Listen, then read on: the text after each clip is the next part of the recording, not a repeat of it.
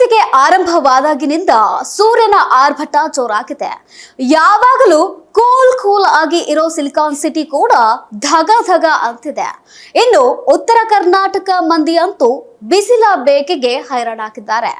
ಹಾಗಾದ್ರೆ ಯಾವ ಜಿಲ್ಲೆಯಲ್ಲಿ ಎಷ್ಟು ಬಿಸಿಲು ದಾಖಲಾಗಿದೆ ಅನ್ನೋ ಕಂಪ್ಲೀಟ್ ಡೀಟೇಲ್ಸ್ ಇಲ್ಲಿದೆ ನೋಡಿ.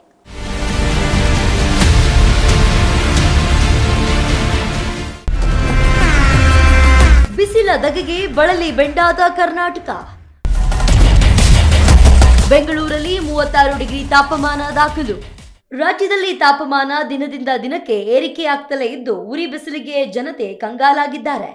ಈಗಾಗಲೇ ಸಿಲಿಕಾನ್ ಸಿಟಿ ಜನ ಹೊರಗಡೆ ಬರೋಕೆ ಹೆದರಿರುವ ಪರಿಸ್ಥಿತಿ ನಿರ್ಮಾಣವಾಗಿದೆ.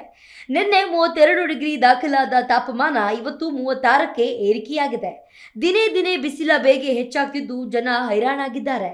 ಇನ್ನು ಬೆಂಗಳೂರಲ್ಲಿ ಹೀಟ್ ಸ್ಟ್ರೋಕ್ ಆತಂಕ ಕೂಡ ಹೆಚ್ಚಾಗಿದ್ದು ಆಸ್ಪತ್ರೆಗಳಲ್ಲಿ ಅಗತ್ಯ ಚಿಕಿತ್ಸೆಗೆ ಆರೋಗ್ಯ ಇಲಾಖೆ ಸಿದ್ಧತೆ ಮಾಡಿಕೊಂಡಿದೆ. ರಣ ಬಿಸಿಲಿಗೆ ಉತ್ತರ ಕರ್ನಾಟಕ ಮಂದಿ ಹೈರಾಣು. ಬೀದರ್ ರಾಯಚೂರಿನಲ್ಲಿ 39ರಿಂದ 40 ಡಿಗ್ರಿ ತಾಪಮಾನ. ಇನ್ನು ಬೆಂಗಳೂರಿಗರ ಪರಿಸ್ಥಿತಿ ಹೇಗಿದ್ರೆ ಇನ್ನು ಉತ್ತರ ಕರ್ನಾಟಕ ಮಂದಿ ಹೇಗಿರಬೇಕು?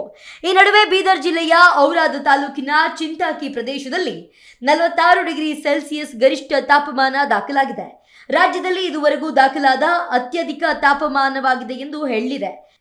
ಇನ್ನು ರಾಯಚೂರು ಕಲಬುರಗಿಯಲ್ಲಿ 39ರಿಂದ 40 ಡಿಗ್ರಿ ತಾಪಮಾನ ದಾಖಲಾಗಿದ್ದು ಈ ದೀರ್ಘಕಾಲದ ಬಿಸಿಲು ಮಾನವ ಆರೋಗ್ಯದ ಮೇಲೆ ನೇರ ಪರಿಣಾಮ ಬೀರ್ತಿದೆ ಎಂದು ತಜ್ಞರು ಹೇಳಿದ್ದಾರೆ. ಇನ್ನು 15 ದಿನ ಸೂರ್ಯನ ಆರ್ಭಟ ಜೋರು. ಇನ್ನು ಎಷ್ಟು ದಿನ ಬಿಸಿಲಿಗೆ ಹೋಲಿಕೆಯನ್ನ ಮಾಡಿದ್ರೆ ಮುಂದಿನ 15 ದಿನಗಳು ಮತ್ತಷ್ಟು ಹೆಚ್ಚಾಗಲಿದೆ ಬಿಸಿಲು. ವಿಶ್ವದ ಅತಿ ಹೆಚ್ಚು ಬಿಸಿಲು ಇರುವ 100 ನಗರಗಳ ಪೈಕಿ 95 ಭಾರತ ನಗರಗಳೇ ಆಗಿರೋದು ಮತ್ತೊಂದು ಶಾಕಿಂಗ್ ವಿಚಾರ.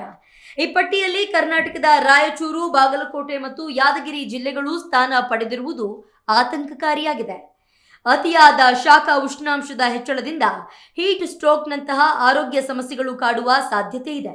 ಬಿಸಿಲ ಬೇಗೆ ಕೇವಲ ಆರೋಗ್ಯದ ಮೇಲೆ ಮಾತ್ರವಲ್ಲದೆ ಜನಜೀವನದ ಮೇಲೂ ಪರಿಣಾಮ ಬೀರಿದೆ. ಜನರು ಮಧ್ಯಾಹ್ನ 12 ಗಂಟೆ ಮೇಲೆ ಹೊರಗಡೆ ಬರೋಕೆ ಹೆದರ್ತಾ ಇದ್ದಾರೆ. ಮಾಡಿದನೋ ಮಾರಾಯ ಅನ್ನೋ ಹಾಗೆ ಅಭಿವೃದ್ಧಿ ಹೆಸರಲ್ಲಿ ಪರಿಸರವನ್ನು ನಾಶ ಮಾಡ್ತಾ ಇದ್ದಾರೆ. ಇನ್ನು ಸಿಟಿಗಳಲ್ಲಂತೂ ಮರಗಳು ಕಾಣೋದೇ ಅಪರೂಪ ಆಗೋಗಿದೆ. ಹೀಗೆ ಮುಂದುವರೆದ್ರೆ ಮುಂದೊಂದು ದಿನ ಬಿಸಿಲ ಧಗೆಗೆ ಜನ ಸಾಯೋದು ಮಾತ್ರ ಗ್ಯಾರಂಟಿ ಆಗಿದೆ.